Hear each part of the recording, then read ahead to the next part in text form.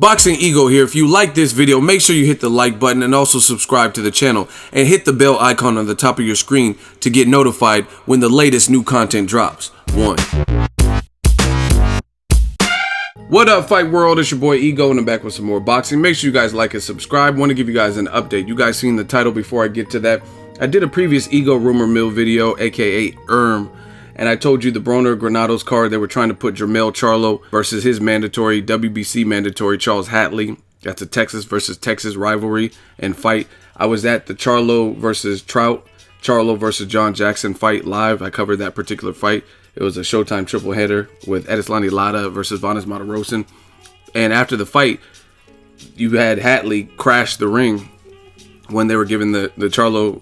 I think Charlo had just beaten Trout, and Hatley jumped in the ring, and there's a little bit of a ruckus, a little altercation. But that's the mandatory. Gary Russell Jr., they were trying to put his fight with Oscar Escandon on the card too. But it looks like the Charlo fight versus Hatley and Gary Russell Jr. versus Escandon is going to be pushed back to March, second week of March, and it'll be his own doubleheader, most likely on Showtime, March 11th. So that's not going to be on the Broner Granados card. However, Broner's friend, veteran fighter Lamont Peterson, will.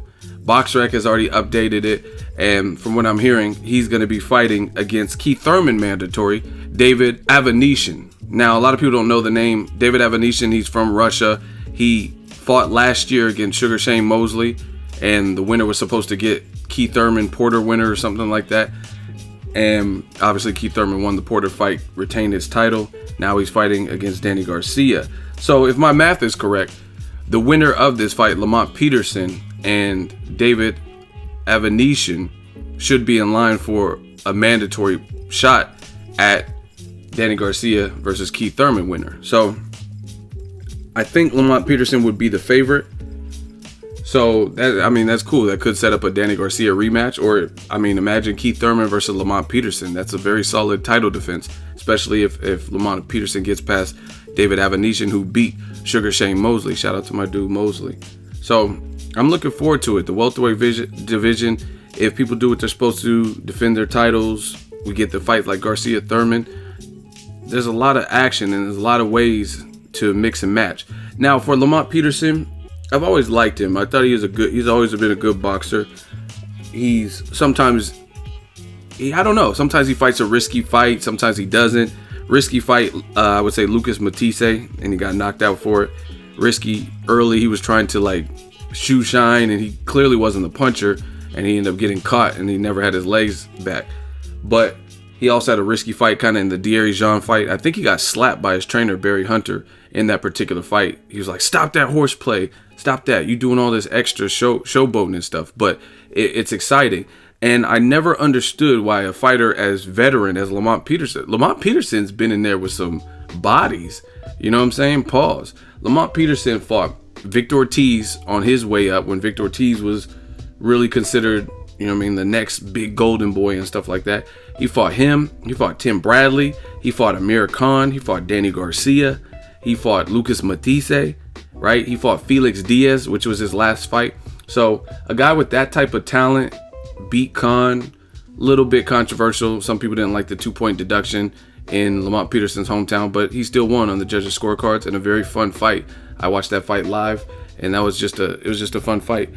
I've always wanted to see a rematch to that too, but I just never understood. Since the Lucas Matisse fight, he had a great showing versus Danny Garcia. Some people said he even won. I personally didn't give him the fight because I thought he took too long in those early rounds where he was evasive, making Danny Garcia look sloppy. But Danny Garcia was pressing the fight, missing wildly, but he was still landing some partially block shots or some shots to the point where there was not enough of an offense. It was just like maybe jab, and like he was causing Danny Garcia to chase and burn up a lot of energy, which worked perfectly because as soon as he hit that switch, he turned it on and it looked like he was about to stop Danny Garcia in that second half of the fight. And then that's when his offense came on. He was digging to the body, and that's when the dog came out, and he showed kind of the Lamont Peterson from the Amir Khan fight when after he got knocked down and he turned it into a dog fight. So I loved how he switched the game plan. I think he just should have did it a few rounds sooner. If not, just land a few more combinations in those early rounds so there's nothing up for interpretation.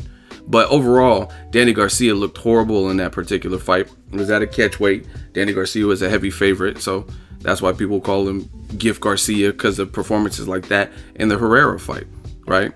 But I like it. I like with the David Avanesyan. I mean, Keith Thurman kind of dodged a bullet because that was his mandatory, and he's getting a back-to-back paycheck. Like, you know what I mean? He's getting 2 back-to-back big fights, Porter and also now Danny Garcia, both at the Barclays. So, I mean, that's great for Keith Thurman's career that he didn't even have to fight his mandatory right away, and he got 2 back-to-back meaningful fights, because if Keith Thurman wins, he's the man, right? If he beats Danny Garcia and becomes the first to officially take his O, then, I mean, that's great. That's great for his career. So I like this. And like I was saying before, as far as Lamont Peterson, he's a talented fighter, and he has a really good resume. He's moving up to welterweight. It's about time. I think he's been at 140 like long, and it started looking like he was getting too big. Like, you know what I'm saying? It looked like it was probably hard for him to make weight, but you know what I mean? This is a guy who's dealt with poverty and homelessness and stuff like that, so he's tough. So he did what he had to do to make weight, but I think he should do well. He has the boxing ability to do well at 147. I don't know who he beats or whatnot, but I mean, to me, there's a ton of great fights for him. Right? I would love to see Sean Porter versus Lamont Peterson, Andre Berto versus Lamont Peterson, right? There's a lot of great options. If he beats David Avanesyan, then maybe the Garcia rematch. If Garcia beats Thurman or Keith Thurman, I mean, he has options. Errol Spence. There's a lot of action up there. So I like this. I like what this means. One fight we will not get, though, is Adrien Broner. Sometimes in the past, like when I've talked about the two, people are like, oh, I want to see Broner versus Peterson. I agree, that would be a great fight based on their styles, but they're boys. They're like real cool friends. Sometimes Broner even trains in DC at the Headhunters gym or whatever. Sometimes Barry Hunter, Lamont Peterson's coach, trains Broner too, like as like a co-trainer or whatever. So it's not gonna happen. So the closest we'll get is seeing them fight on the same card, on the Granados card, and I think it's a good addition, because obviously, if the Charlo fight and the Gary Russell is not going to be on it, I mean, Lamont Peterson's always in fun fights. And like I said, I just don't understand what's up with the inactivity. He fought Felix Diaz and won that fight. Some people have Felix Diaz beating him, but he didn't. He wasn't embarrassed. Felix Diaz is a gold medalist, so I mean, he's going to have he's going to be hard to necessarily look great against. You know what I'm saying? Because he knows how to make it a rough, tough fight, and he's a skilled fighter. Right?